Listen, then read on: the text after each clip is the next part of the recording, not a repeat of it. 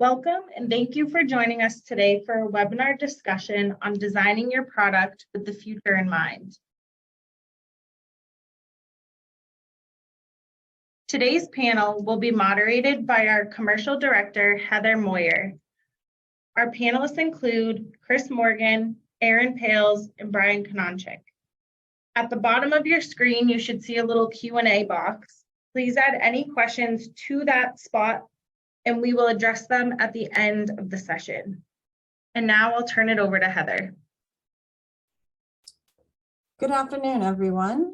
Today's panel discussion draws on Boston Engineering's broad experience in product design and development going back almost 3 decades. We take on challenging engineering problems in the industrial, commercial, medical, and defense sectors and leverage solutions and experience gained from one vertical to the next. Boston Engineering partners with our clients at any step in the product development process to advance ideas and innovations and reduce risk. Those activities span from concept to prototyping to manufacturing. Our in-house expertise is in mechanical, electrical, software, and systems engineering with deep focus in 5 centers of excellence. Next slide, Rachel.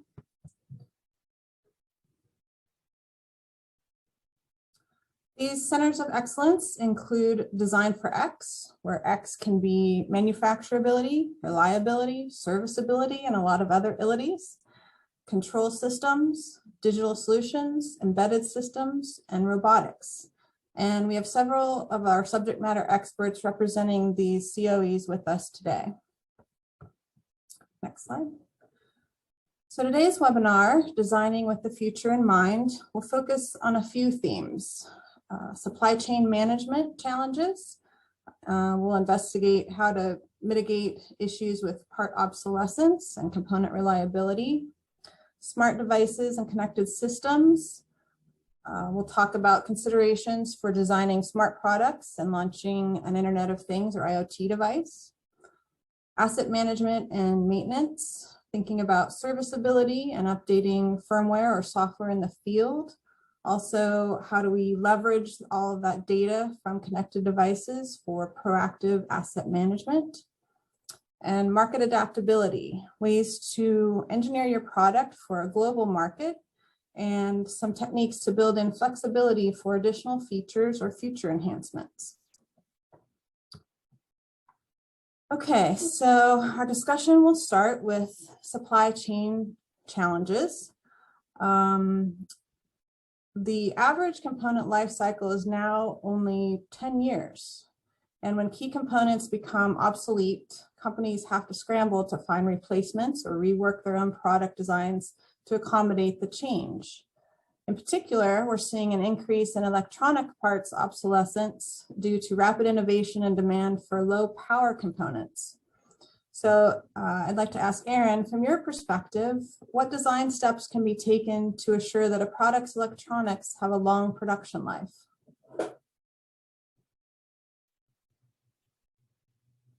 You may have to unmute, Aaron.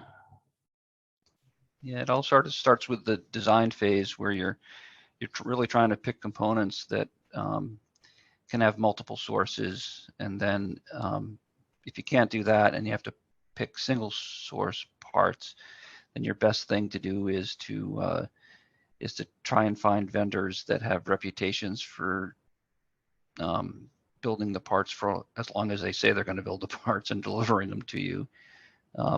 At Boston Engineering, we're often involved in sort of upfront design of product and prototyping, and we pursue a see them, buy them. So if we see them in the marketplace, we buy the parts for our prototypes, and then we communicate early with clients about what parts are going into their products as we're designing them, so that they can use their sourcing teams to line up long-term commitments so that they can produce the parts for as long as they want to build their products.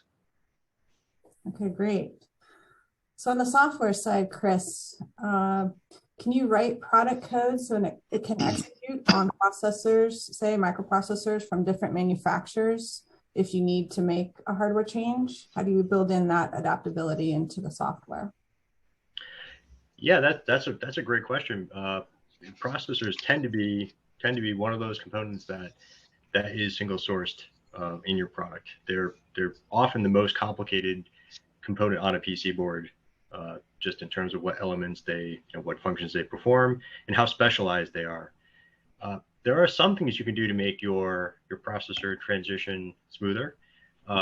We like to recommend separating your software logic from your software hardware interfaces. This can help reduce the coupling between the software and the hardware it's running on. So if you do end up switching your processors, the interfaces of the hardware would change, but the logic in your system would substantially stay the same. And that's something you can plan for and you can kind of design for when you're developing your product, or maybe when you're doing maintenance if you suspect that there's going to be a processor switch kind of coming. That separation also helps testability. So having your logic being able to test that separately. Secondarily, I would say that your choice of operating system has quite a bit to do with that. So if you're running a full featured operating system like Linux on your embedded system, you've got a lot of abstractions for hardware already. You can substantially take a piece of software targeting Linux and run it on a different microprocessor from a different vendor even, and not have to make a huge amount of changes to the software itself. If you're running within a microprocessor environment, which I think is pretty common for kind of IoT products and other lower cost, you're going to be using real-time operating system running on a microprocessor. So there are some real-time operating systems like Zephyr that we have familiarity with that do provide some abstractions as well for some of these components. So I think if you're going to be doing this transition, I think you can kind of architect your software up front, and you can look at RTOSs that or operating systems that can provide some abstractions to make it easier to make that transition at a later time. Okay, that's great. So building on that and talking about anticipating and building in some flexibility, let's talk about some strategies for designing a product for a global marketplace. So let's say that your initial market focus is the US, but how can one design a product so that it can be sold into other countries, regions, markets without a major redesign? Aaron, you want to touch on that? Yeah, so the worldwide market problem is a difficult problem because there's so many different markets. They have so many different regulations. The best strategy that we've come up with is to pick a market that is similar to a lot of other markets, and that's the EU market. So even if you're designing for your first market to be the US market, if you can design to EU specifications and standards, or at least heavily take them into consideration as you're doing your design, then you end up positioning yourself for sort of a global market. And it's simple things. It's things like making sure your drawings are, metric rather than imperial units, and just sort of understanding the whole regulatory environment. So first you got to understand the region you want to sell into, what the regulatory environment is, the technologies that are required for the design, because that can, like for instance, if you want to put a cellular telephone in your product for, whatever reason, then you got to meet all the regulations in all those markets. And so a lot of sort of understanding the markets up front is important. Broadly, if you design for the EU market, you can get into a lot of places without a lot of redesign, but you're always sort of at that risk. If you're in doubt, I would suggest that you engage an expert. A lot of the test houses for the, safety testing or EMC, EMI, they'll have a good handle on those sorts of things, and sort of places like TUV America can help you with that.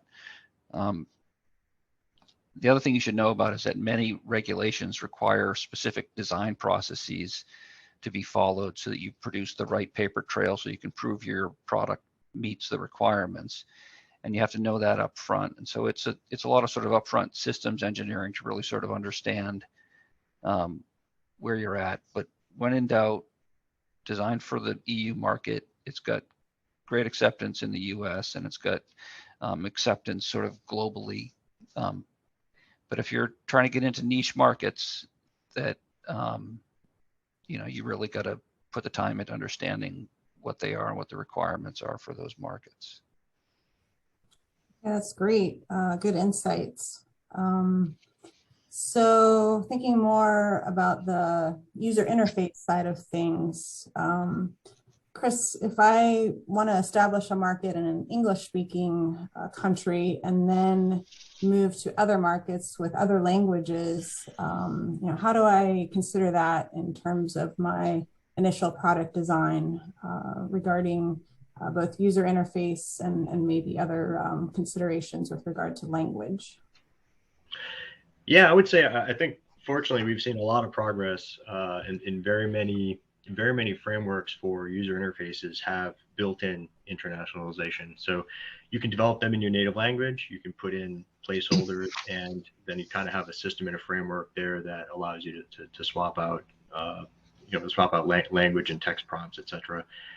There may be adjustments to the user interface for particular markets, depending on how long particular terms are, iconography, etc. But yeah, fortunately, a lot of the modern frameworks that we use to develop applications, whether they be web or mobile, have built-in really good support for internationalization and the ability to have external collaboration from translation houses to help. Okay. So, Brian, I'm going to pick your brain a little bit. Help us understand how we can build in some flexibility, taking a modular or platform approach. Yeah, great question, Heather. So if we look at our product, if it's a physical product or if it's a software product, a software solution, by taking a modular approach, you're able to swap out different components, different features, different capabilities of your product with new iterations, new versions, and things like that. You would do something like that to help conform to your market as it's growing and evolving, help you grow your product at the same time so you don't become outdated and stale. So being able to segment and add in new capabilities, add in new features, take out capabilities that at one time might have been very useful for your customer, but has slowly lost that usefulness. You could pull that right out without needing to really re-architect the entire solution. So by attacking your product with a modular framework, you're able to essentially hot swap different features in real time to give your customers the latest and greatest product that they can possibly have. This modular approach, this modular framework, depending on what type of company you are, very more specific to a SaaS type solution-based company, you would do rolling release cycles in this instance. Every 4 weeks or so, you're continually updating and pushing new content to your product for your end users to access and leverage. We really want to go after modularity so we can future-proof our project and be able to pivot without a lot of technical debt. Okay. So the world continues to get more and more connected, and there's billions of Internet of Things or IoT devices added every year. So how do you effectively design for IoT or industrial IoT or Industry 4.0? Brian, can you lay out kind of an overall strategy for smart connected products? Yeah, I mean, the place to start there is to know your business, know what drives your bottom line, but also know your audience and finding that alignment between the two, not just now, but in the future. So you really need some, brainstorming and thought cycles before you get into your product development to ideate where you see the market moving in the future. Once you have this understanding of where your business and your user base and your customer base will be 2, 3, 5, 10 years from now, you could now start thinking about, how am I going to design my product to do that? How am I going to gather the user feedback to get the signal from my customer base that it's changing? And with that signal, I could then update my product. So with this understanding in mind, you could now take that modular approach we just talked about, the UI modularity that Chris talked about, the hardware modularity that Aaron talked about. You could tie all this together and have a true modular product that can adapt with our growth. Now, once you have this idea in mind, you could now leverage, like you said, Heather, IoT type technologies, and you could outfit these devices with real-time sensor information that will give you different types of feedback on your product and how it's used. Now, there's 2 types of data we could be collecting here, 2 major types. We could collect data around the actual physical product itself and how different componentry are behaving, and monitor and track that. So we could predict, future anomalies. We could have better predictive maintenance cycles, things like that. But we could also understand misuse of our product to identify maybe new opportunities for our market. On the software side of things, you could wrap different features and components in hooks, and you get usage status on each one of those. So after you do your user research and how a user may use your product, and you design that product for that user, you have it implemented, it's out in the field. Well, you want to monitor and track that feature. Are people really using that feature in the software as it was intended? If they're not, how are they using it? What are they doing in our product that's different? How can I make my product better for them to use it? So really, when we say IoT, it's just not IoT in a smart connected device at the physical layer. You can outfit your software product as well with the same type of monitor and tracking. So you get a holistic view of how your entire product stack is being leveraged by your customers in the field. I like that business first approach and understanding use of the product and its data. So Chris, how do I keep my smart product from being hacked? Yeah, cybersecurity, it's a big topic these days. Yeah, nobody wants to be on the receiving end of a security breach, that's for sure. I think kind of along the lines that Brian mentioned, it really kind of depends on the particular product and service that's being developed. There's a wide difference in what you might be looking at for security methods for just a consumer IoT device, maybe something that's tens of dollars sitting on a desk, versus industrial equipment versus say a medical device. So kind of looking at what the product is, what the market is, and then looking at what the risks are, it kind of gets you started in a plan towards approaching your cybersecurity approach.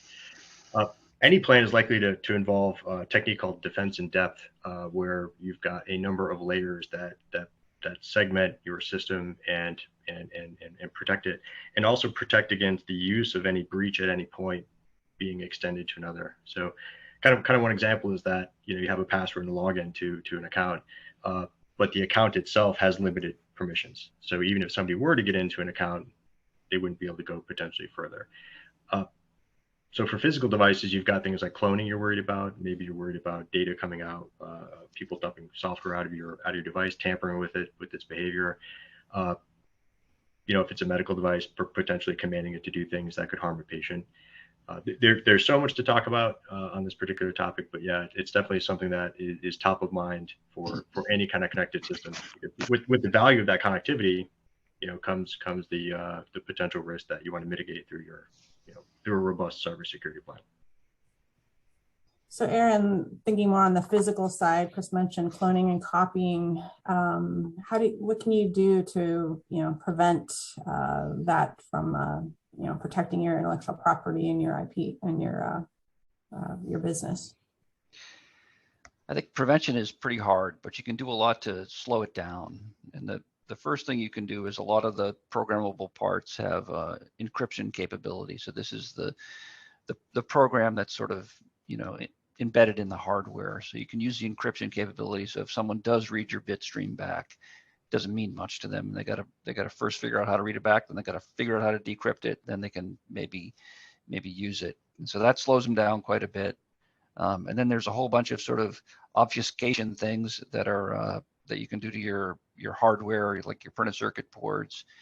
You can put tamper-proof coatings on the printed circuit boards, and these are coatings that are hard to remove, and they don't allow people to read what chips are on the board. Some of the coatings they have tungsten in them, so that they even make it hard for you to X-ray stuff and get information out of X-raying the boards. That's kind of fun. And then if you want to go another step, you can talk to manufacturers about buying unlabeled components. And then in terms of if people are trying to reverse engineer your circuit and printed circuit boards, you can bury the components within the printed circuit boards.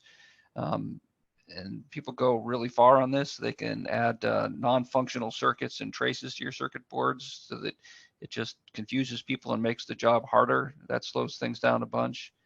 So there's a bunch of these, techniques and similar techniques that you can employ. It just depends on how hard you want to make it for somebody to go at you. Yeah, I think that's great insight. Security goes beyond the software to some measures you can take to protect your physical item as well. So let's pivot from talking about security to touch on reliability and serviceability and long-term maintenance. Aaron, can you, build on that and talk about how you design and build in measures for increasing reliability and product lifetime? Yeah, there's a traditional approach to that, and that's sort of a statistical analysis of your design to try and figure out what the reliability is going to be for that, and that has sort of gone out of favor over the years to a more of a practical and knowledge-based approach. And so that's things like making sure that you're designing with good design margin, and that you don't make the mistakes you've made in the past. It's when you get to very high reliable systems, it's very hard to sort of test in reliability, because if your system has a failure rate of one failure in 1 million hours of operation, how do you really test to that? Some of the halt-has testing is unrealistic because it pushes your product past its environmental boundaries in an attempt to get it to fail, and then you're sort of pushing real-world failures into it.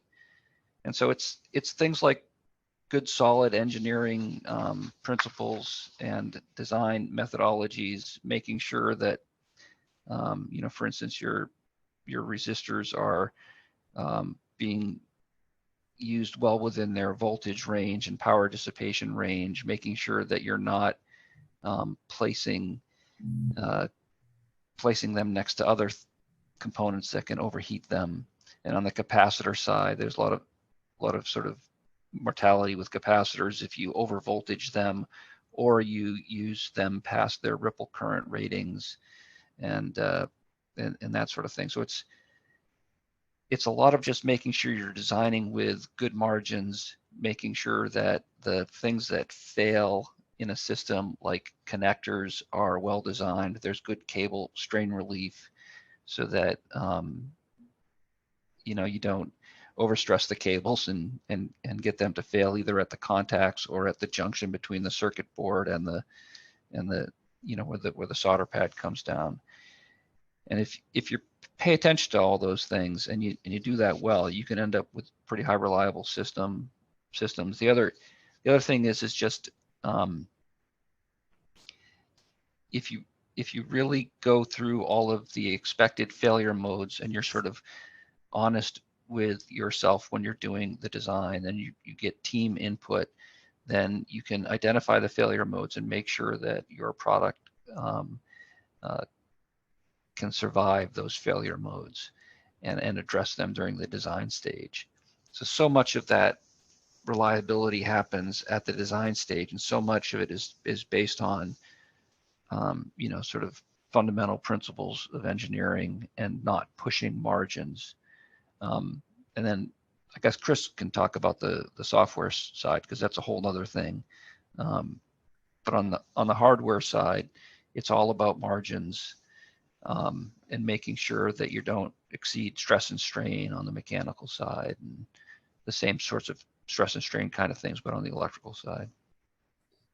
Okay, so Chris, let's say Aaron and his team's done a great job on a robust physical design, and it's something's been fielded for 5+ years, but now we need to roll out a software update. Is it hard to update a product software once it's out in the field?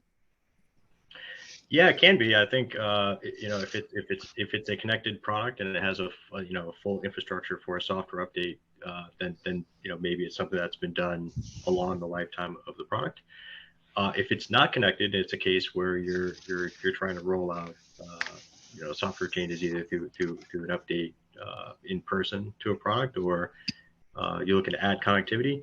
It really it depends on the product. It definitely is a question that we've gotten. How do I add connectivity to my existing product? And we are definitely.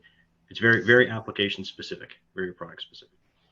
And then to further that challenge, what do you do if the original design or software team is no longer with the company and you have to do an update? How do you tackle that challenge?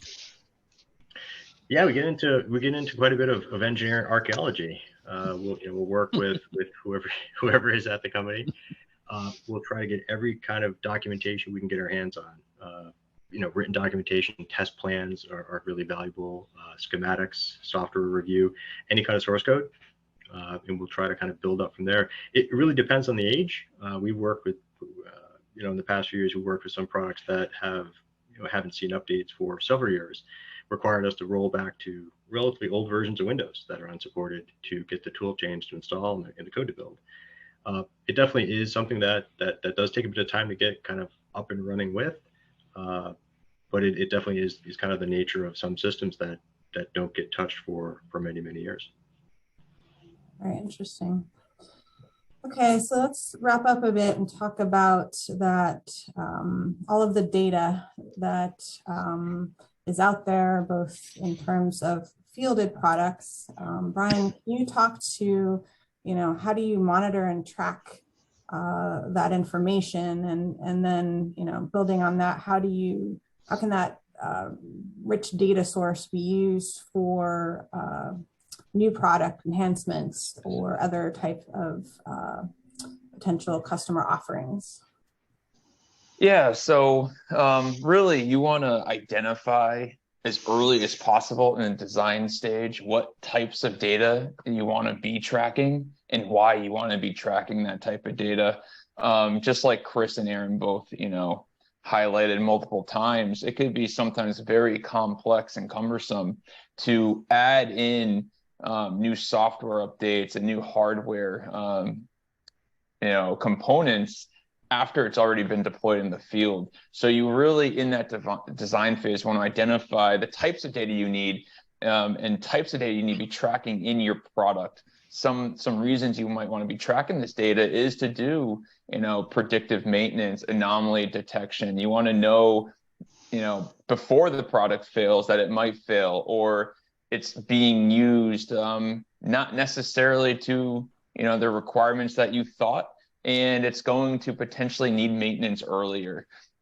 By tracking this data, by building it into the hardware and making it a smart connected product, we could use multiple different types of IoT platforms and monitoring tools to aggregate this data, analyze this data all in real time, and display it back to the people that need to know what's going on with not just one product, but potentially your entire fleet of products out in the field, and analyze what's happening and really detect and predict future behavior of that product. I just kind of want to touch on one thing. You know, that's IoT and smart products are very reactive, though. I mean, you're building smarts knowing that you have not thought about all the possibilities in the design phase. You're using this data to understand your product in the field, to ideally, hopefully, push updates to that product to make it more efficient, get service teams out there to service the product before it fails, or, you know, potentially the worst of it, you need to build a brand new product because you haven't detected something. So what we're seeing more and more in the design phase from electromechanical and even a software standpoint is the concept of the digital twin. Let's put this digital representation of our product to the test before it's even actually built. Let's build a one-to-one digital model of what we think our physical product will be, and let's stress test it there. You know, let's find what those potential future scenarios might be where our product fails. What does our product look like 10 years from now? I don't know. Well, the digital twin will tell us what our product will look like 10 years from now if we've set up and we designed and we configured everything right from the beginning. It's a very good point. Very good point. We don't have a crystal ball, but we can use technology to accelerate and look in, you know, simulate and hopefully gain some insights that move us further down that path in terms of anticipating what we need 5 to 10 years from now. So with that, I think this wraps up our webinar. Rachel, I'll turn it over to you. Yeah, I'm gonna put the question slide up for a minute here just to see if anything filters in.